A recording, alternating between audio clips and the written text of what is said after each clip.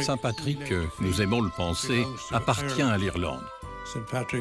Il est notre apôtre national, une personne spéciale que nous vénérons, aussi bien chez nous que dans la diaspora.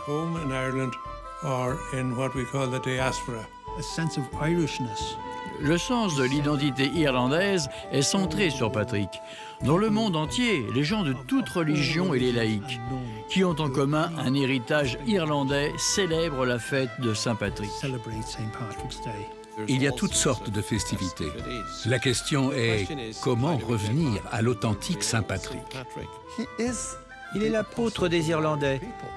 Il compte. C'est grâce à lui que notre foi chrétienne a été apportée en Irlande. Parfois, on oublie un peu le saint dans tout ça. C'est important de s'en souvenir, de pouvoir l'apprécier. Nous voulons que les gens viennent ici en Irlande pour connaître l'histoire de Saint Patrick et comprendre qui il est vraiment.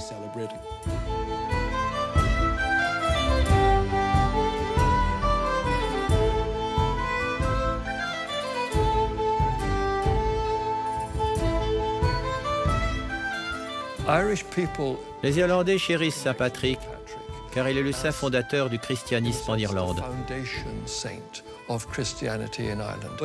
À travers lui, nous pouvons retracer l'histoire de l'établissement de la chrétienté sur l'île d'Irlande jusqu'à devenir la société chrétienne qu'elle est aujourd'hui. Armagh, la ville aux cathédrales, a été fondée par Saint Patrick. Et c'est ici que l'Église a vraiment commencé à se développer. Les hommes d'église les plus importants sont toujours les évêques et les archevêques d'Armagh, à la fois chez les catholiques et les protestants. Et nous avons 2 cathédrales. C'est la seule ville au monde avec 2 cathédrales qui portent le nom du même saint, Saint Patrick. Saint Patrick a vécu il y a très longtemps, au 5e siècle. C'est une période noire en ce qui concerne les sources historiques. On sait très peu de choses du 5e siècle en Irlande ou en Europe occidentale, parce que c'était l'époque de la chute de l'Empire romain.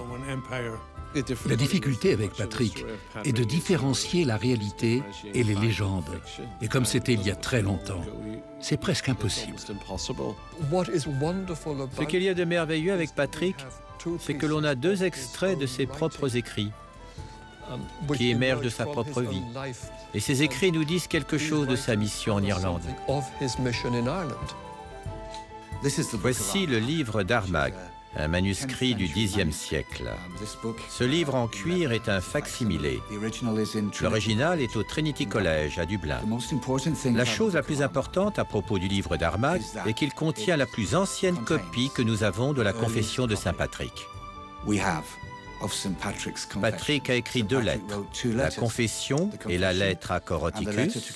La confession a été recopiée par le moine Ferdomnach. Il était moine à Armagh et a fait cette copie en 803. C'est écrit dans une forme particulière de latin, du latin tardif ou latin vulgaire, par opposition au latin classique. Les mots et expressions sont très différents. Mais dans l'ensemble, grâce au travail d'historiens experts, nous avons une bonne idée de ce que Patrick a voulu dire. Dans sa lettre, Patrick nous invite à partager son périple à l'aide de beaucoup d'informations très personnelles. C'est une sorte de biographie, une petite histoire de sa vie. À travers ses écrits, Patrick communique directement avec ses lecteurs. Une telle communication directe est très inhabituelle. Je me demande qui a été le premier à faire ça dans l'histoire irlandaise. C'est sans doute le premier et c'est une voix très personnelle. On ressent Patrick comme l'homme qu'il est, pas comme une icône historique. Il commence par dire « Ego Patricius ». Je m'appelle Patrick ou je suis Patrick.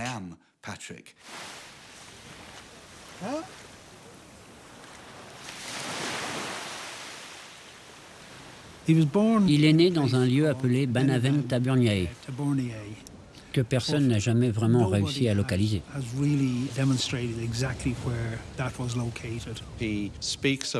Il parle de la mer occidentale. Cela a conduit les gens à penser au sud de l'Écosse, au nord de l'Angleterre, au Pays de Galles, Cornouailles ou encore la Bretagne.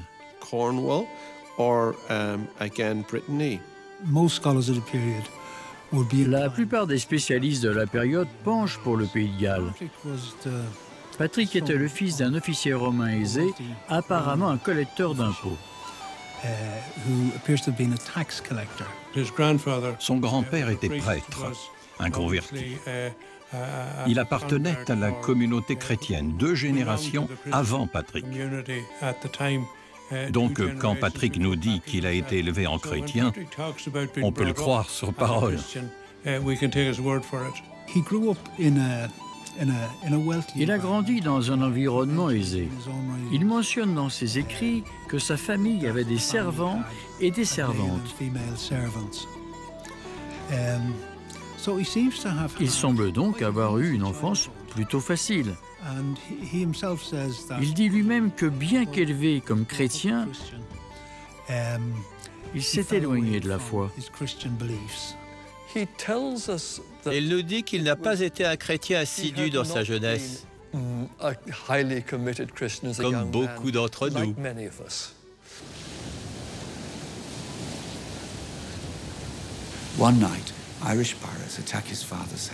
Un soir, des pirates irlandais attaquent la maison de son père, puis tuent tout le monde. Il est possible que ses parents aient été tués cette nuit-là, sous ses yeux, car il nous dit qu'il était le seul survivant. Il a été capturé et vendu comme esclave en Irlande, un pays barbare pour les Romains.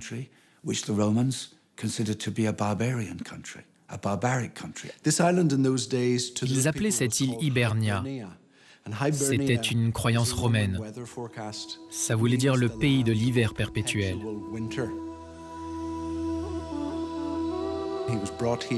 Il a été vendu comme esclave sur une montagne appelée Slemish.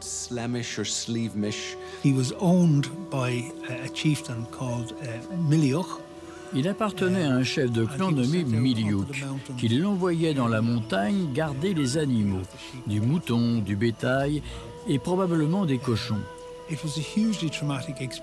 Ce fut une expérience extrêmement traumatisante pour lui. Mais ça l'a mené à réexaminer le sens de sa vie.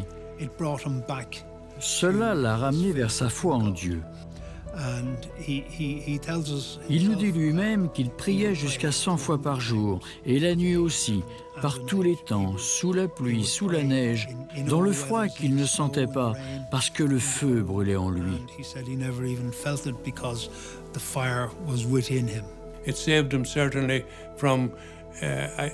Cela l'a peut-être sauvé de ce qu'on appellerait aujourd'hui une dépression nerveuse. Ce qu'il nous dit réellement, c'est que l'idée de Dieu, de quelqu'un d'invisible, extérieur à lui, qui tenait à lui, qui l'aimait, qui veillait sur lui, eh bien cette idée a grandi en lui.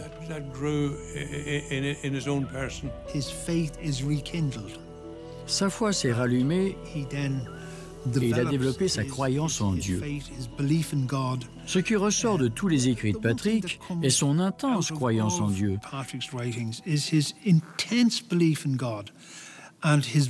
Et que tout ce qui lui arrive est la volonté de Dieu. Il est l'instrument de Dieu. Il devient un homme intensément spirituel en Irlande et il le restera toute sa vie.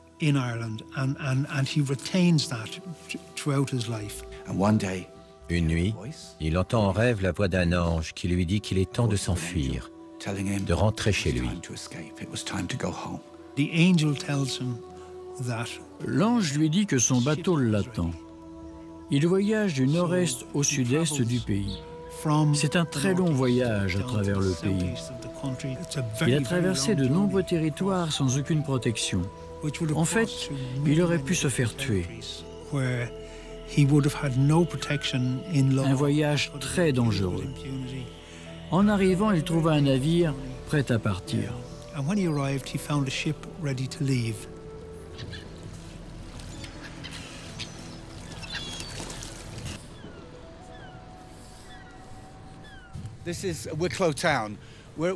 Nous sommes à Wicklow, à 50 km au sud-est de Dublin. C'est un port très ancien. Au-delà de la mer, il y a le pays de Galles et le Royaume-Uni. À l'époque de Saint Patrick, c'était un port très important. Patrick nous a dit dans sa lettre qu'il s'est échappé. Il est arrivé ici où un bateau l'attendait.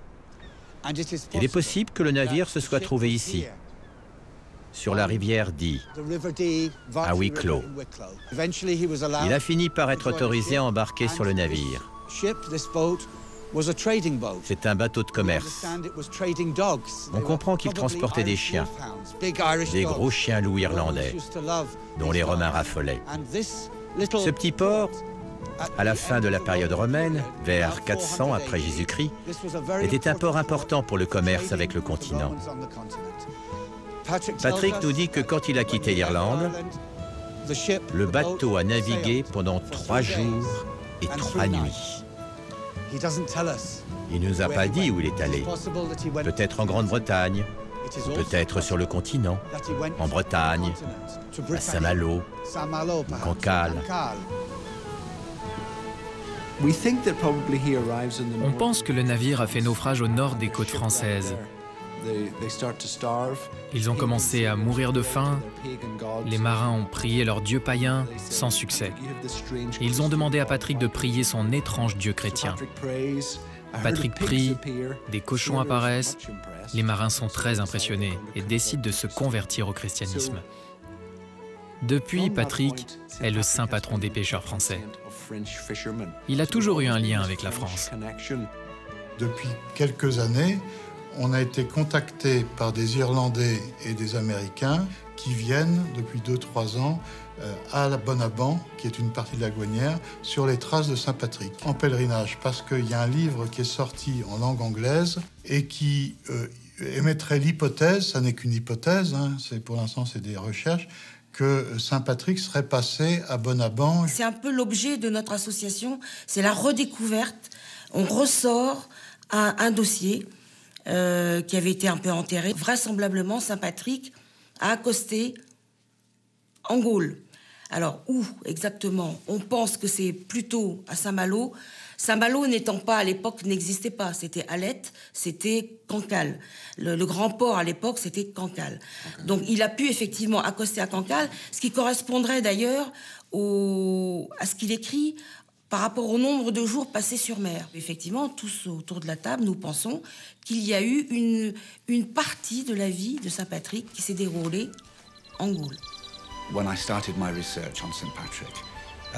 Quand j'ai commencé mes recherches sur Saint-Patrick en Bretagne et que j'ai découvert cette tradition locale au château de Bonabant, avant de quitter le château ce week-end, je suis allé dans la forêt pour prier. Nous avons allumé des cierges dans la forêt et dit des prières à Saint-Patrick. J'ai senti que Saint-Patrick était là, avec nous, et qu'il voulait que son histoire soit racontée. Je crois que les saints ne sont jamais loin de nous, surtout les grands saints comme Patrick. Nous ne sommes pas vraiment sûrs de l'endroit où Patrick a reçu sa formation théologique. On parle de Rome, mais c'est probablement trop loin pour Patrick. Probablement à l'abbaye de Lérins, où il est formé comme moine. Puis il va à Auxerre, où il est ordonné prêtre. Et finalement, il est consacré évêque.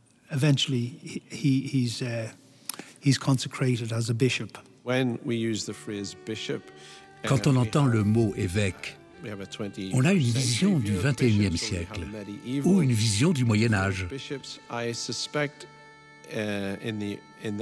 À cette époque, évêque signifiait un clerc important ou qui avait un ministère apostolique.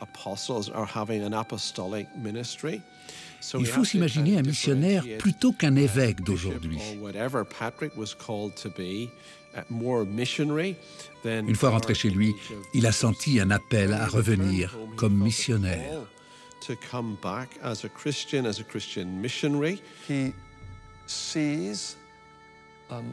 Il a une vision d'un homme nommé Victor, portant un nombre incalculable de lettres venues d'Irlande. Voici la voix des Irlandais. Reviens, Sainte Jeunesse, marcher parmi nous encore une fois. C'est une vision mystique. Je suppose que la figure de Victor, qui a un nom romain, latin, alors qu'il vient d'Irlande, où l'on parle irlandais et non latin, ne peut être que la figure du Christ. Les lettres sont celles de ces futurs convertis qui rappellent Patrick de retour en Irlande.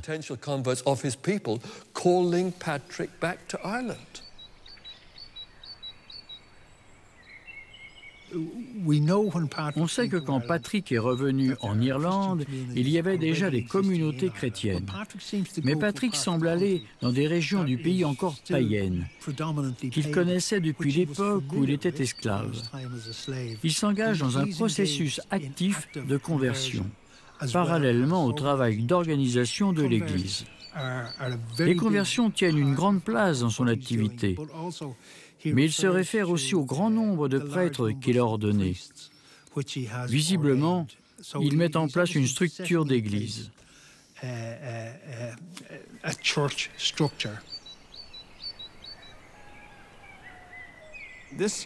Ce lieu est le premier qu'a visité Patrick quand il est revenu avec ses compagnons en 432.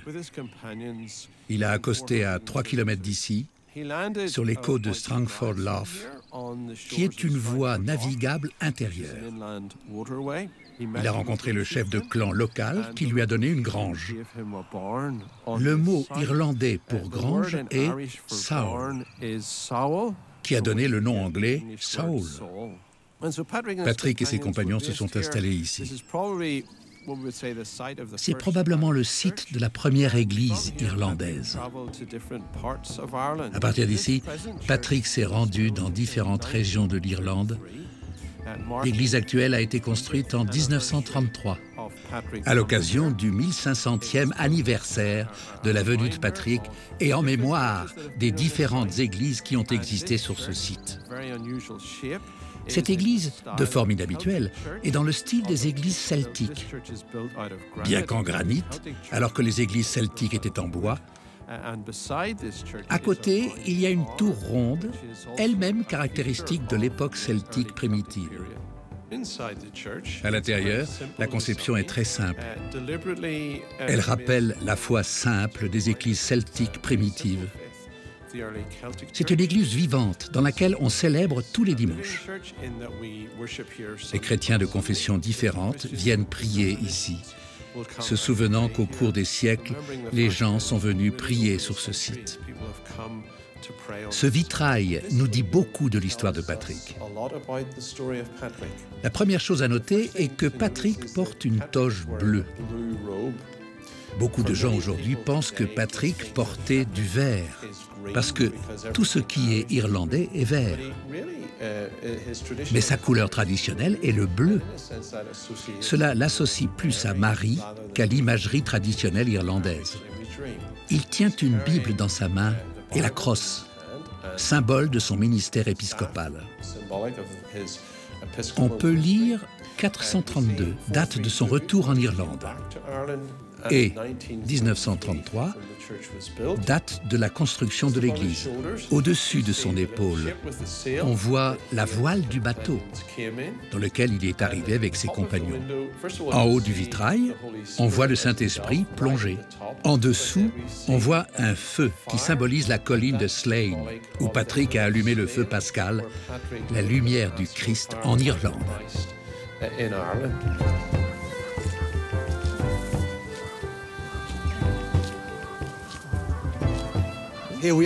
Voici sur la colline de Slane, un site très ancien qui a un lien particulier avec Saint Patrick, en rapport avec de vieilles légendes sur Saint Patrick.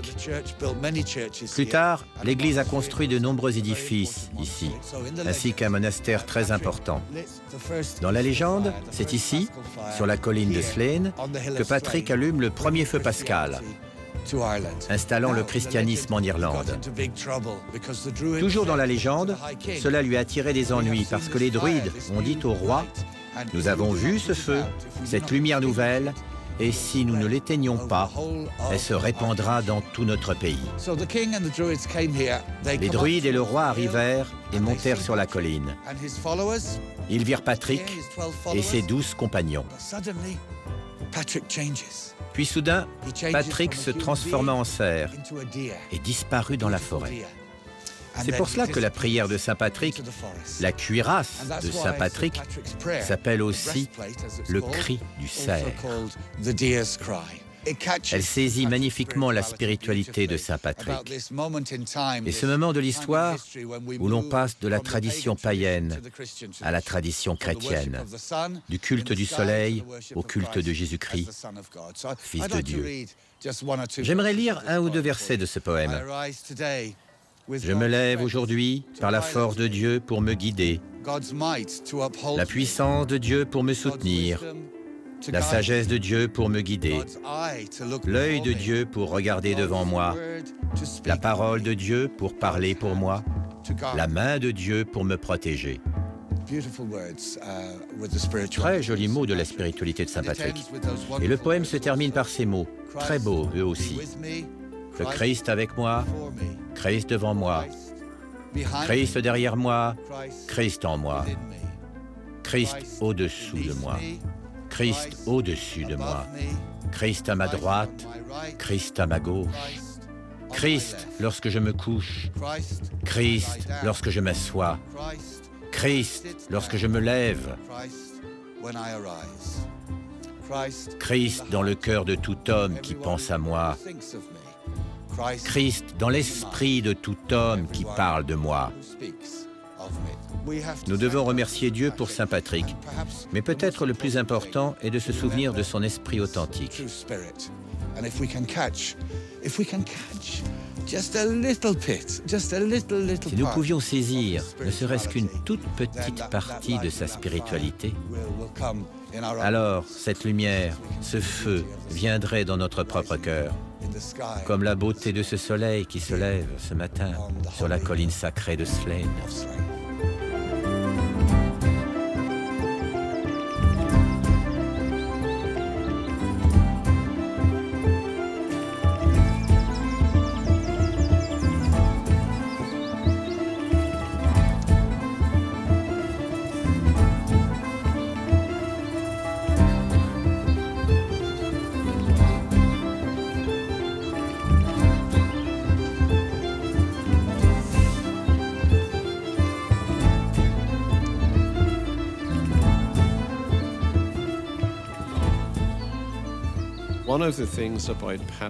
Ce qui caractérise Patrick est la certitude que le Christ est avec lui.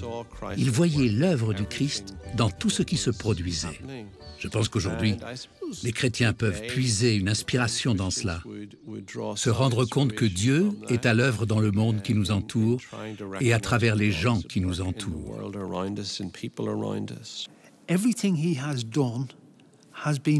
Tout ce qu'il a fait, il l'a fait parce que Dieu l'a voulu. Depuis sa reconversion, alors qu'il était jeune homme, il a toujours suivi la volonté de Dieu. C'était un homme très spirituel, mystique, mais aussi un homme très pratique. Il semble avoir été très organisé et avoir eu le soutien d'une grande institution. Il a un important soutien financier et il est très clair que cela venait de Grande-Bretagne. Patrick se décrit voyageant en Irlande, accompagné de jeunes nobles à son service. Il rend visite aux rois des nombreux petits royaumes locaux et il leur offre des cadeaux. Il essaye de convertir l'aristocratie. Si vous réussissez avec les dirigeants de la communauté, alors le reste de la communauté suivra. Il semble s'être particulièrement concentré sur les filles de l'aristocratie, qu'il a converties et dont beaucoup sont devenues religieuses.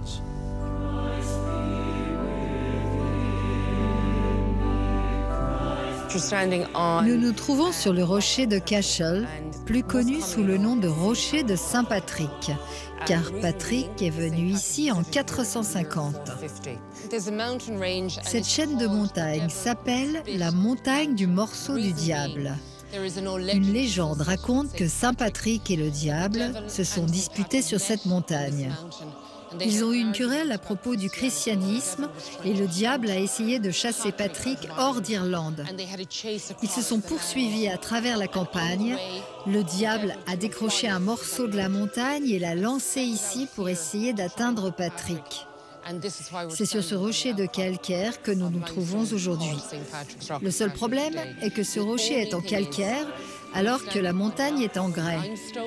C'est magique. On ne sait pas ce qu'il s'est passé entre le moment où le diable a lancé le rocher sur Patrick et où il est retombé à Cashel.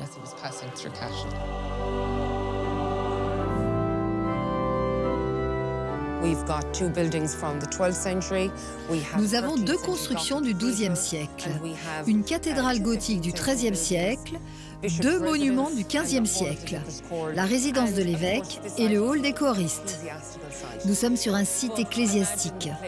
Imaginez l'endroit sans aucune construction au Ve siècle, quand Patrick est venu à Cashel.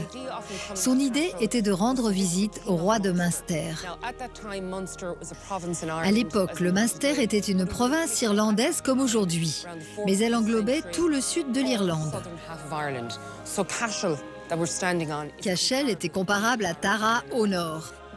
Le roi du Munster s'appelait Angus. Il a accueilli Patrick et le baptême. Il a invité tous les habitants de la région à venir sur le rocher pour assister à la cérémonie du baptême. Les gens sont venus de loin. Mais durant la cérémonie, alors qu'il prêchait, Patrick a vu les gens s'enfuir. Il se demanda pourquoi.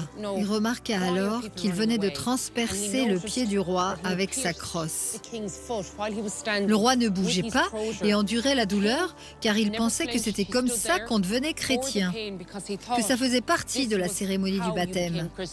La légende dit que Patrick mit beaucoup de temps à retrouver les habitants de Cashel pour leur expliquer que le baptême consistait juste à verser de l'eau sur la tête et non à se faire percer le pied. Il y a une petite rivalité entre ici et Tara. Nous, on pense que c'est ici, pour situer le lieu où Patrick convertit le roi. Ce jour-là, il ramassa un trèfle pour expliquer la Trinité, le Père, le Fils et le Saint-Esprit. Une tige pour 3 feuilles. Il a essayé d'utiliser les croyances païennes, car les druides croyaient en la terre, le soleil, la lune. Vous voyez à travers les cercles de nos croix celtiques le paganisme et le christianisme ensemble, main dans la main.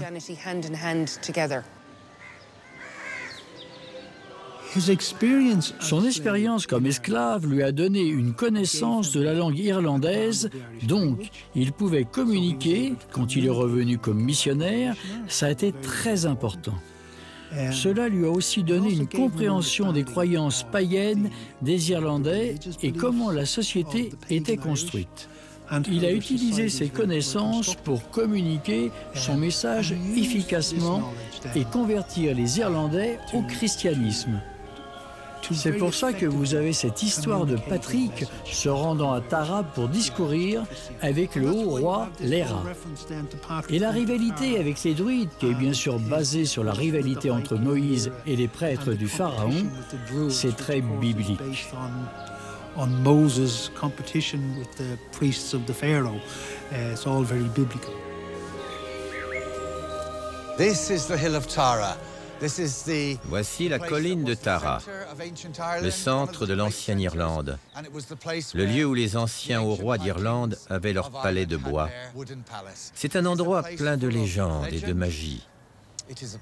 Il n'y a plus les constructions en bois, juste ces ombres dans le paysage, ces terrassements. Ici, c'est l'endroit du trône du roi, où était son petit palais en bois. Et là, sans doute l'endroit où les druides pratiquaient leurs cérémonies et toutes leurs traditions. C'était le centre de l'Irlande païenne. Et c'est pour cela que Patrick est venu, car il savait que c'était important. S'il pouvait changer le cœur du roi et son opinion, alors tout le royaume pourrait accepter le christianisme. Par bien des aspects, Patrick était un chrétien messianique. Il croyait que Jésus était le Messie. Il croyait qu'en apportant la parole de Dieu en Irlande, il l'apportait aux confins de la terre. À cette époque, l'Amérique n'avait pas été découverte. L'Irlande était le bout du monde.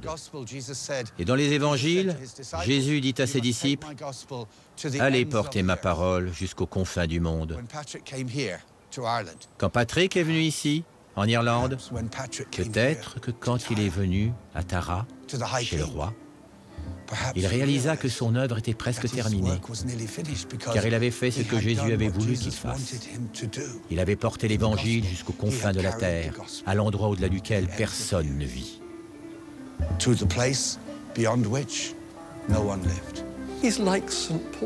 Il est comme Saint Paul, qui était le serviteur et l'apôtre du Christ, qui espérait achever la mission de l'Église afin que le Christ puisse revenir. Il y a de ça chez Patrick.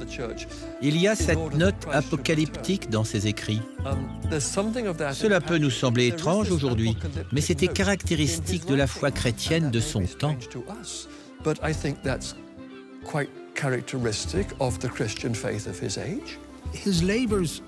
Son travail semble avoir été très productif, car il dit lui-même que le nombre de ses convertis se compte par milliers, un nombre qu'il ne peut même pas compter.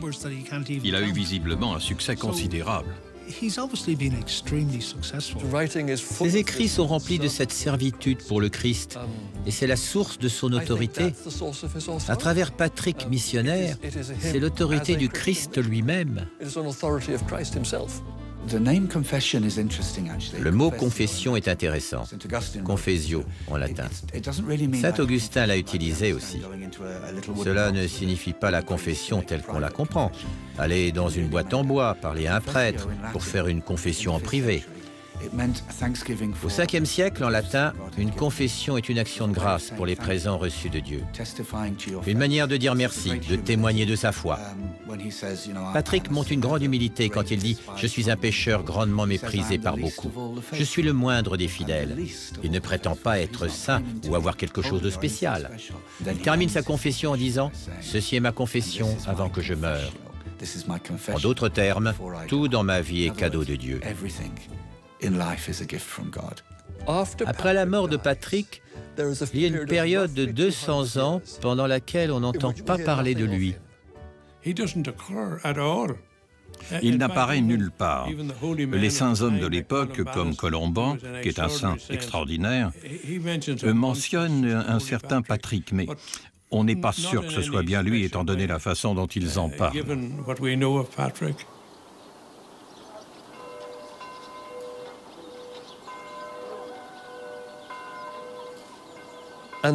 Il réapparaît en 806 dans le livre d'Armagh.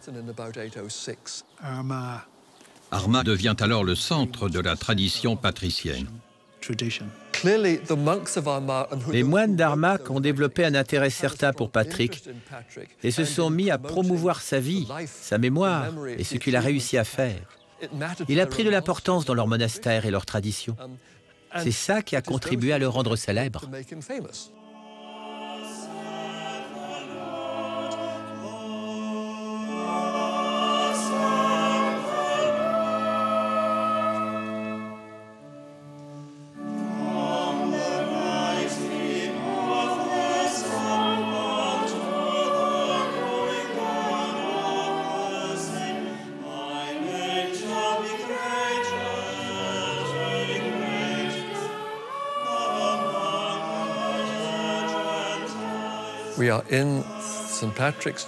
Nous sommes dans la cathédrale Saint-Patrick de l'église d'Irlande d'Armagh. On imagine que c'est le site qu'avait choisi Patrick pour fonder une église en 445. Il n'y a pas une tradition ou une façon particulière de prier Saint Patrick. Ce n'est pas comme la prière à Jésus de la tradition orthodoxe ou dans le rosaire.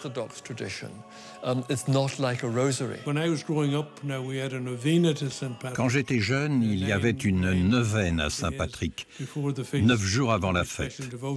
Une dévotion spéciale. Il y avait aussi des litanies. On n'a plus ça aujourd'hui. Principalement pour une question d'équilibre. Nous avons senti qu'après le Concile Vatican II, nous étions surchargés de dévotion et ne prêtions pas assez attention à l'élément christocentrique qui doit être au cœur de notre foi. Dans cette cathédrale, nous célébrons la Saint-Patrick comme une fête liturgique importante. Armagh est le centre du christianisme irlandais à cause de son association avec Saint Patrick. Il est à l'origine de la communauté monastique fondée sur cette colline. La ville s'est développée autour de cette colline et de ce monastère. C'est devenu un centre d'enseignement et la capitale du christianisme irlandais, quelques centaines d'années après la mort de Patrick. Nous devons tellement à Saint Patrick. Sans lui, Armagh ne serait pas ce qu'elle est.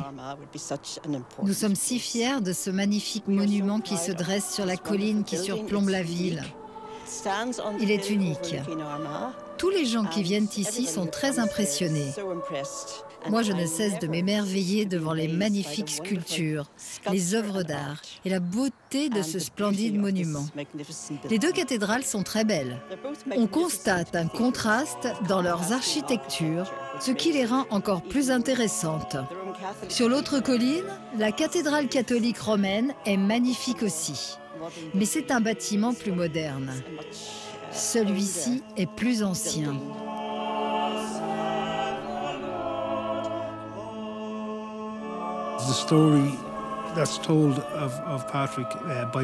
Il y a cette histoire racontée par Murku. Patrick voulait mourir à Armagh. Il allait y venir, mais il a été retenu. Il lui a été dit qu'il ne mourrait pas ici, mais qu'en compensation, des vœux lui seraient accordés. Un de ses vœux était que lors du jugement dernier, il serait celui qui jugerait les Irlandais, parce qu'il était celui qui leur avait apporté le christianisme. Alors voilà ce qui nous attend. Au dernier jour, avoir Patrick assis là, à juger nos vies et nos faiblesses. J'ai hâte de vivre cette expérience. Saint Patrick a fait l'objet d'un grand nombre d'interprétations au cours de l'histoire, par les communautés qui voulaient embrasser son message et le représenter. L'histoire de Saint Patrick est réécrite, la légende des serpents y est introduite. Donc aujourd'hui, on le voit habillé en vert debout sur un serpent. Il porte la mitre d'évêque, qu'il n'a jamais eue car il n'y avait pas de mitre à l'époque. Il ne s'est jamais habillé en vert et il n'y a jamais eu de serpent.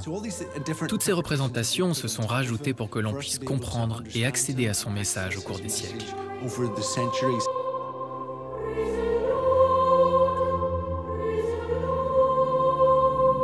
Quand les Normands sont arrivés, il est devenu un objet de pèlerinage parce que Jean de Courcy a construit la cathédrale médiévale à Downpatrick.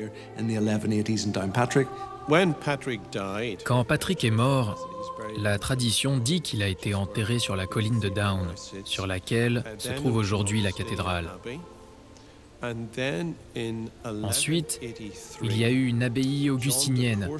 Puis en 1183, Jean de Courcy, un chevalier normand qui avait pris part à la conquête de l'Angleterre, est venu dans le comté de Down accompagné de moines bénédictins qui ont construit un monastère. Cette église faisait partie de l'établissement monastique. Jean de Courcy a fait la promotion de l'histoire de Patrick.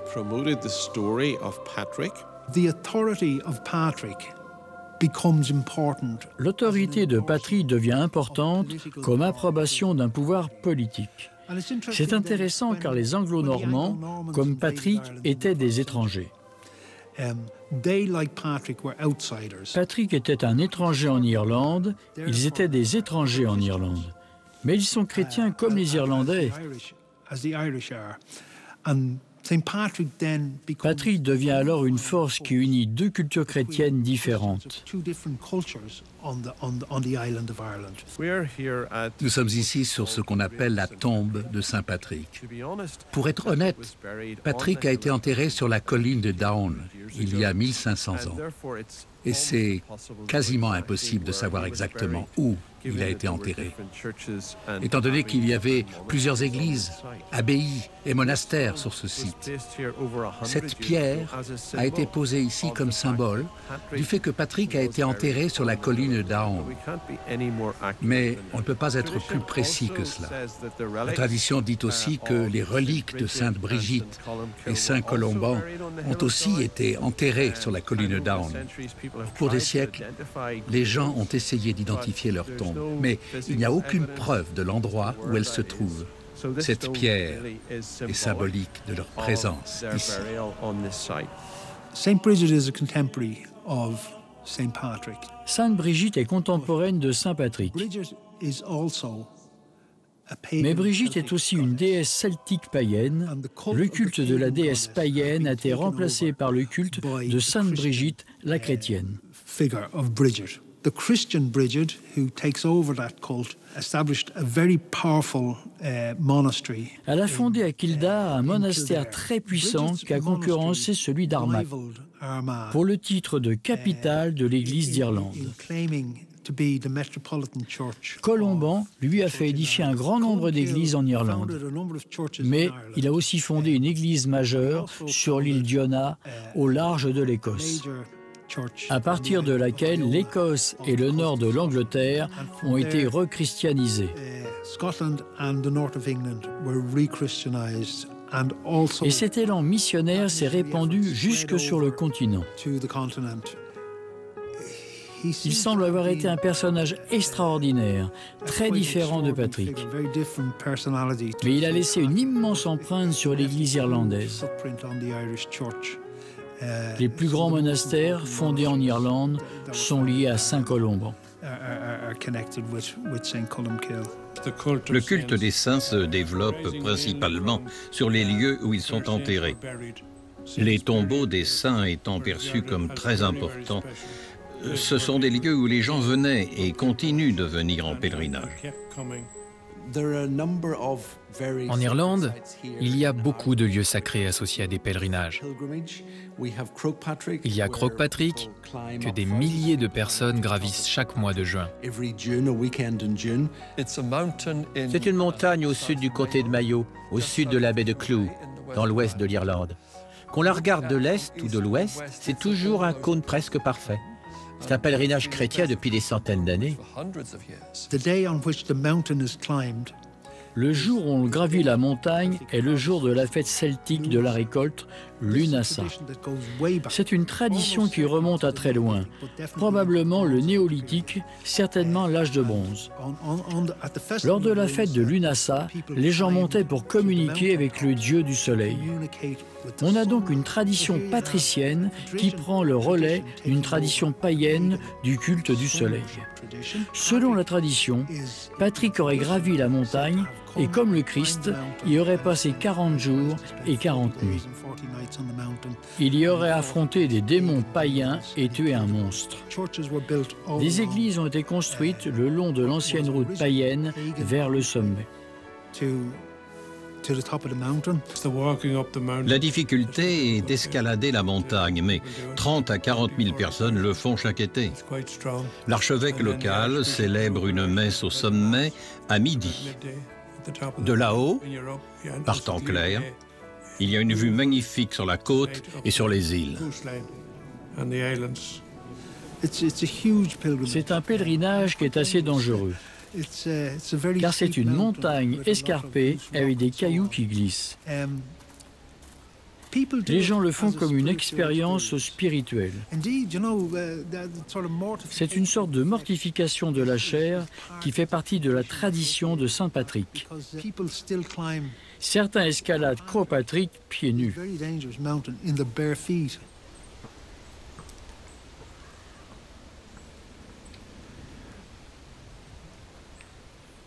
Nous avons aussi Loch Derg, une autre célèbre destination de pèlerinage. C'est une île au milieu d'un lac, dans le Donegal, au nord-ouest. Depuis le Moyen Âge, c'est un endroit majeur de pèlerinage associé à Saint Patrick. Tout porte le nom de Saint Patrick, le lit de Saint Patrick, la croix de Saint Patrick, la basilique Saint Patrick, tout est Saint Patrick. Où que l'on regarde, Saint Patrick. Saint Patrick est là. C'est une expérience de 3 jours qui implique beaucoup de prières et de jeûnes, et beaucoup de nuits inconfortables sans sommeil.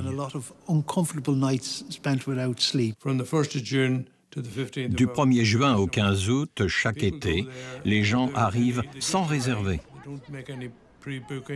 Ils enlèvent leurs chaussures et leurs chaussettes et ils prient autour de ce qu'on appelle des lits. Des petits cercles de pierre, on entre et on sort du cercle. C'est très ancien.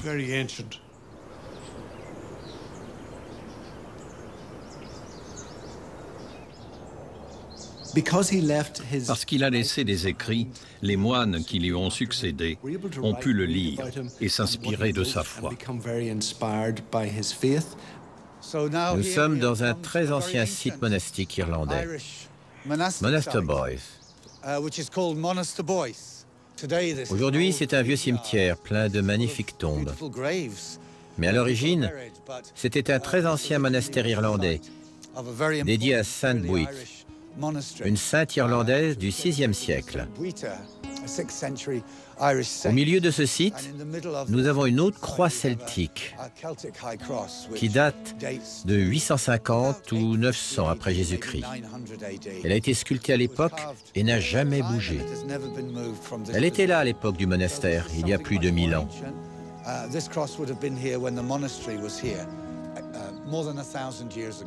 Patrick connaissait bien la Bible, presque par cœur, et il la cite tout le temps.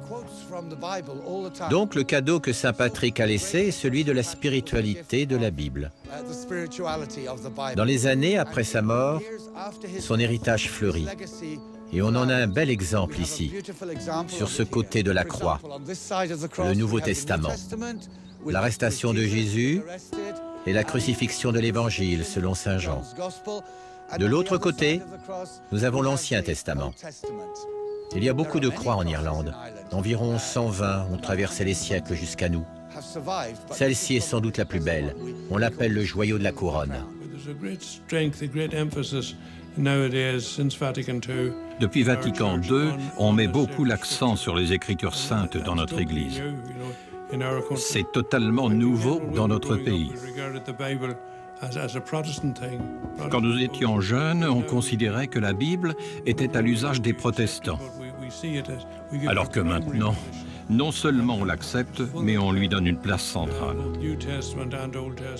Patrick est rempli de la Bible, l'Ancien et le Nouveau Testament. C'est pour ça, je dois le dire, que c'est œcuménique.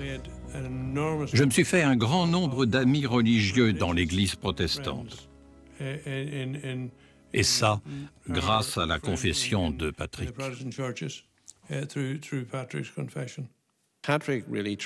Patrick transcende toutes les traditions chrétiennes.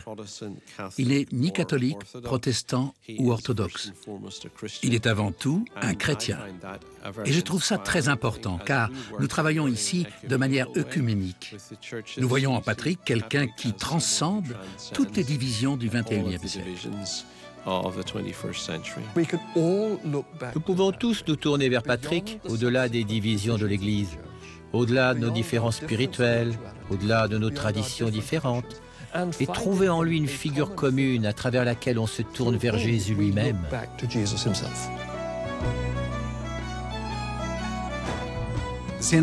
Le Centre Saint-Patrick est la seule exposition permanente sur le saint patron de l'Irlande. Nous sommes ici pour dire qu'au cœur de Saint-Patrick, il y a une vraie personne avec un vrai message. Et c'est vraiment un message de réconciliation. Ici, au Centre Saint-Patrick, on rassemble les gens de foi et de traditions différentes. Quel meilleur exemple pour l'Irlande du Nord qu'un Britannique qui devient le saint patron de l'Irlande. Notre petite île a été divisée en deux et c'est une source de profonde désunion. J'aime voir en Patrick un facteur d'unification. Et je crois que c'est le cas. Dans sa propre vie, il y a déjà quelque chose de l'histoire troublée de notre île. C'est un personnage dans lequel nous pouvons tous nous trouver des choses en commun. Trouver la souffrance et la foi chrétienne. À travers lui, une partie de notre chemin vers la paix. Le culte des saints a besoin d'être réhabilité dans le bon sens, dans l'Église d'abord et dans la société en général. C'est un espoir de rassemblement pour les gens. C'est un objectif commun. Lorsqu'on réfléchit sur la vie de Patrick, on trouve beaucoup de choses auxquelles on peut se rapporter aujourd'hui. Patrick a été victime du trafic humain. Il a été aussi un étranger qui a été accueilli. On trouve beaucoup d'aspects de la vie de Patrick qui peuvent nous inspirer aujourd'hui. Ce qui est vraiment au cœur de la popularité de Patrick et pourquoi on le reconnaît pour ce qu'il est, c'est le fait que lui-même était un disciple convaincu de Jésus-Christ, totalement convaincu. Si c'était suffisant pour lui, alors c'est suffisant pour nous.